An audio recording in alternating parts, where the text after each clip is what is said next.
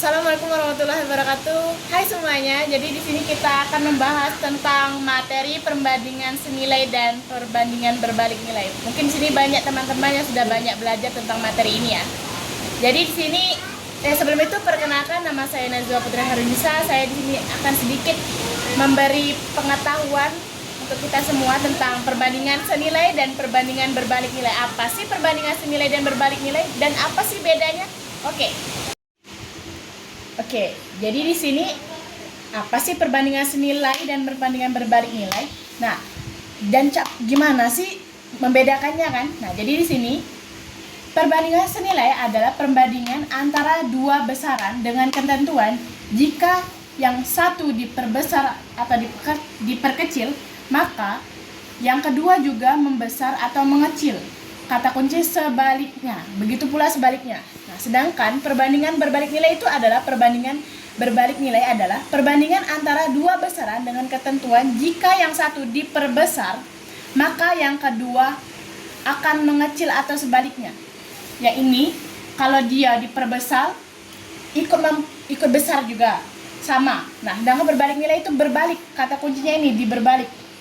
Dia kebalikannya, jika besar maka yang kedua akan mengecil. Contohnya di sini. Oke. Jadi di sini kita akan membandingkan dua hal, misal A dan B.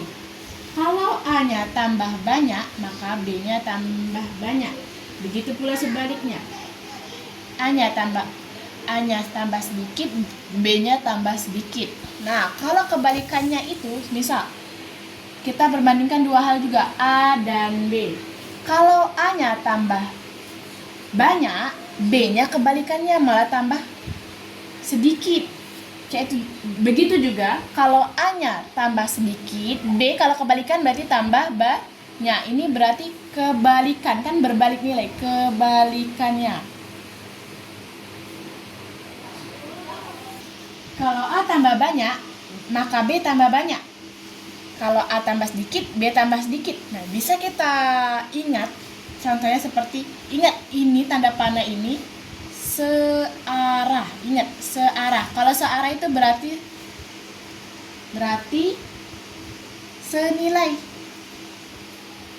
Nah, kalau ini yang kedua, kalau A tambah banyak maka B tambah sedikit.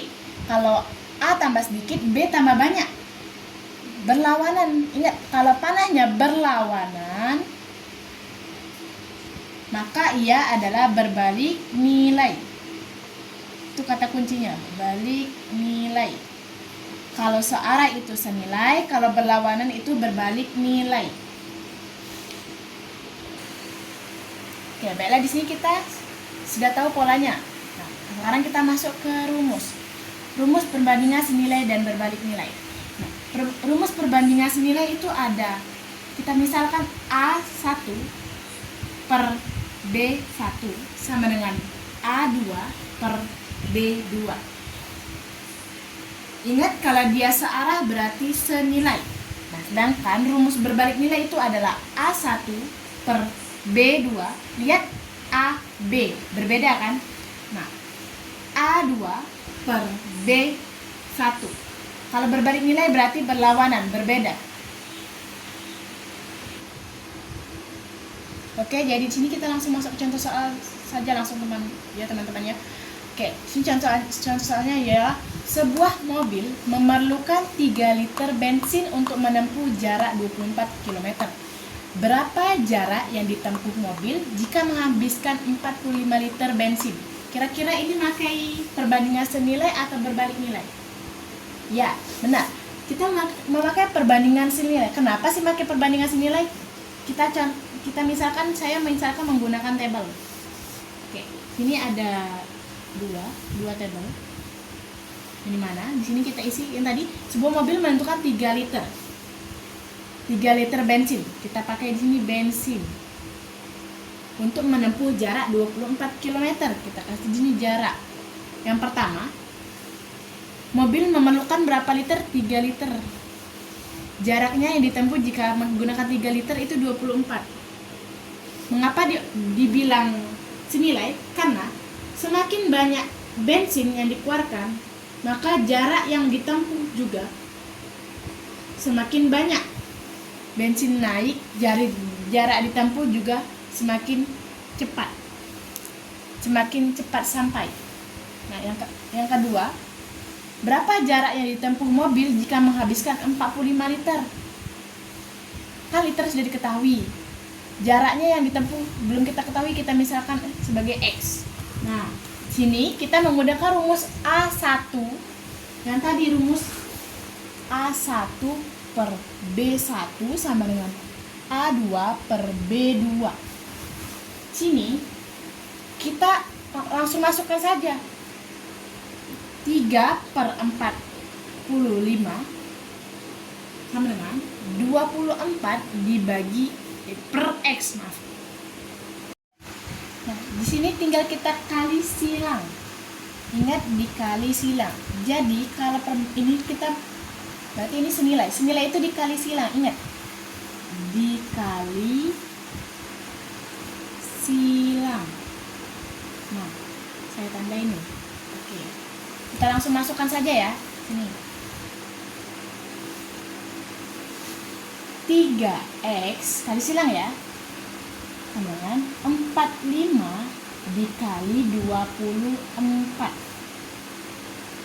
Di sini yang belum diketahui apa x-nya. Kita tulis x sama dengan 45 dikali 24 per 3. Kita langsung aja. 24 dibagi 3. Bagi 3 8. Jadi 45 dikali 8 38, tinggal 45 dikali 8 adalah 360. Jadi jarak yang ditempuh mobil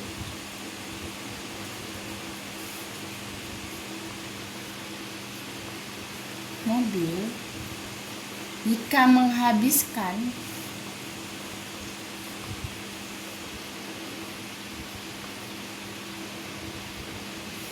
45 liter bensin adalah 360 km. Oke, kita lanjut soal kedua biar makin paham. Harga 2 kg apel sama dengan 30.000. Berapa harga 5 kilogram apel? Nah, kita pakai permisalan tabel lagi biar lebih mudah. Tabel pertama itu kita kilogram, berarti kilogram. Yang kedua itu harga. Pertama 2 kilogram menghasilkan harganya 30.000. Ini kita menggunakan berbanding apa? Ya, senilai, karena semakin banyak apel, harganya semakin naik. Kalau 5 kg, berapa harganya belum diketahui, kita misalkan sebagai X. Nah, kita langsung masukkan ke rumus A1 per B1 tadi. Nah, kita langsung masukkan aja 2 per 5 dengan 30.000 per X. Ingat, dikali silang. Oke, dikali silang. Yang dimana di sini langsung 2x sama dengan 5 dikali 30.000. Oke, kita belum mengetahui x-nya, berarti x sama dengan 5 dikali 30.000 dibagi 2 sama dengan, kita coret aja 30 dibagi 2. 30 bagi 2 adalah 15. Tinggal 5 dikali 15.000 adalah 75.000. Jadi harga 5 kg apel adalah 75.000. Ingat, jadi kalau senilai itu dikali silang. Oke, di sini kalau tadi sebelumnya kita membahas perbandingan senilai, sekarang kita bahas perbandingan berbalik nilai. Nah, sini ada soal. Sani memerlukan waktu 15 menit untuk sampai di kampus dengan kecepatan 20 km per jam. Jika waktu yang diperlukan 20 menit, berapa kecepatan Sani untuk sampai ke kampus? Nah, kita di sini menggunakan tabel lagi nih untuk mempermudah. Yaitu buat 2 ya. Di sini kita isi sebagai 15 waktu. Yang kedua kita isi kecepatan. Kenapa sih dibilang berbalik nilai? Karena kan ini waktu semakin lama, maka kecepatannya semakin pelan, maka semakin lama pula nyampe. Nah, atau sebaliknya, jika waktunya ditambah semakin cepat, maka waktunya semakin sedikit. Jika waktunya semakin banyak, maka kecepatannya yang akan sampai ke tujuan itu semakin lama. Jika waktunya semakin sedikit, maka kecepatan sampainya akan semakin cepat atau naik. Itu kebalikannya. Gini kita ketahui ada waktunya pertama 15 menit. 15 menit. Kecepatan yang diperlukan itu 20, yang dapat itu 20 km. Jika waktu yang diperlukan 20 menit, berapa kecepatan yang akan diperlukan untuk sampai ke kampus? Nah, sama seperti tadi kita gunakan. Kita langsung masukkan di sini. Waktunya 15 per 20. Tapi untuk yang ini ingat kita adalah berbalik. Kalau berbalik, ingat ininya juga dibalik. Ininya dibalik kecepatannya. Bukan 20 per X seperti yang senilai tadi, tapi dibalik X per 20. Oke. Nah, itulah bedanya. Kalau senilai tadi nggak dibalik, kalau berbalik nilai itu dibalik. Kita langsung aja dikali silang. Jadi dikali silang, 15 dikali 20 sama dengan 20X. 15 dikali 20, di sini belum kita ketahui X-nya berapa kan? X-nya berarti X-nya sama dengan 15 kali 20 per 20 dia pindah sini. Tinggal kita coret 20 bagi 20 habis. Jadi X-nya adalah 15. Jadi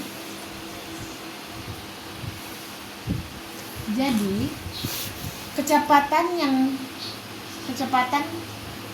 yang diperlukan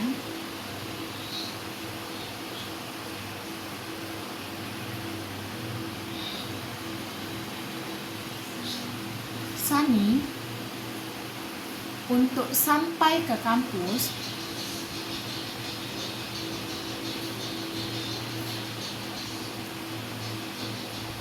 adalah 15 km per jam. Oke, kita lanjut ke pertanyaan kedua biar makin paham. Pertanyaannya ialah, sebuah pekerja dapat selesai dalam 12 hari oleh 4 pekerja. Jika pekerjaannya menjadi 6 orang, berapa hari pekerjaannya selesai? Nah, di sini kita akan menggunakan tabel lagi untuk membantu kita ya.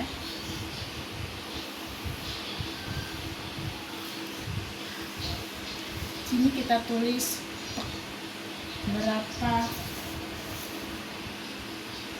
hari ini pekerja. Nah, sini pekerja dapat selesai dalam 12 hari, kita tulis 12 hari. 12 hari oleh 4 pekerja. Jika pekerjaannya menjadi 6 orang, berapa hari? Nah, di sini kalau 6 orang, berapa hari pekerjaannya? Oke. X. Ingat, kita itu berbalik nilai, maka nilai ini dibalik, jangan samakan seperti senilai tadi. Jadi bukan 4/6 tapi 6/4. Kita langsung kali silang saja. Yang mana 12 dikali 4 sama dengan 6H. Yang dimana X adalah 12 dikali 4 per 6. Kita lihat sini ya. Oke, kita langsung kali silang. 12 dibagi 6 adalah 2. 4 kali 2 sama dengan X sama dengan X sama dengan 8. Jadi hari yang dibutuhkan agar pekerjaan selesai jika pekerjaannya menjadi 6 orang adalah 8 hari. Oke. Sebelumnya sudah kita bahas soal, di sini saya akan memberi sedikit trik cepat. Tadi sebelumnya kita bahas senilai itu pakai contoh soalnya harga. Kalau berbalik nilai itu tadi contoh soalnya ya kecepatan atau dan juga pekerja. Nah, jadi di sini sedikit trik ya, triknya. Kalau senilai itu belanja, ingat belanja. Jadi kalau banyak barang maka harganya naik. Kalau sedikit barang maka ya harganya turun.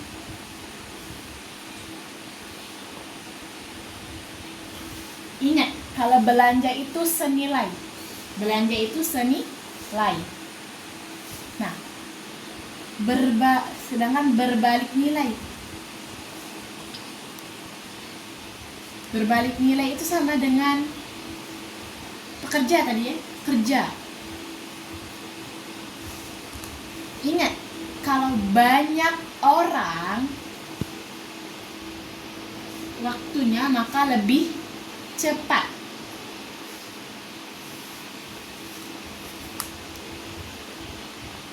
Kalau sedikit orang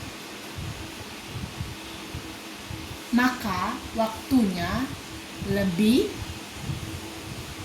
lama.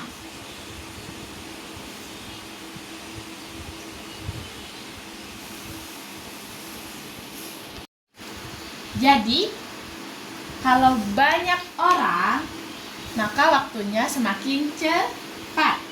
Kalau senilai itu banyak barang atau tadi apel, banyak apel, maka harga apelnya makin naik atau makin mahal. Itu perbedaannya ya. Oke, baiklah di sini biar kita semakin paham, kita akan membahas tentang karakteristiknya ya. Kalau perbandingan senilai itu ingat ciri khas utamanya satu naik yang lain naik, satu turun yang lain turun. Perbandingan tetap atau sebanding. Kata kuncinya ingat. Kalau di soal ada setiap, per, tiap, ada harga satuan, semakin. Nah, itu perbandingan senilai. Biasanya soal yang menggunakan rumus perbandingan senilai itu adalah ya urusan belanja, harga barang, jumlah hari menabung, kecepatan jarak dengan waktu yang tetap. Nah, sedangkan perbandingan berbalik nilai itu ingat ciri khas utamanya yaitu satu naik malah kebalikannya, malah turun, satu turun malah naik. Yang dimana ciri khasnya itu saling mengganti. Nah, kata kuncinya ingat kalau di soal itu ada kata kunci dibagi rata bersama-sama waktu pengerjaan, itu adalah perbandingan berbalik nilai. Biasanya bentuk soalnya itu kalau menggunakan berbalik nilai itu adalah pekerja waktu, kecepatan waktu tempuh, jumlah orang jatah, jumlah mesin atau waktu produksi. Biasanya bentuk soal seperti ini menggunakan rumus berbalik nilai.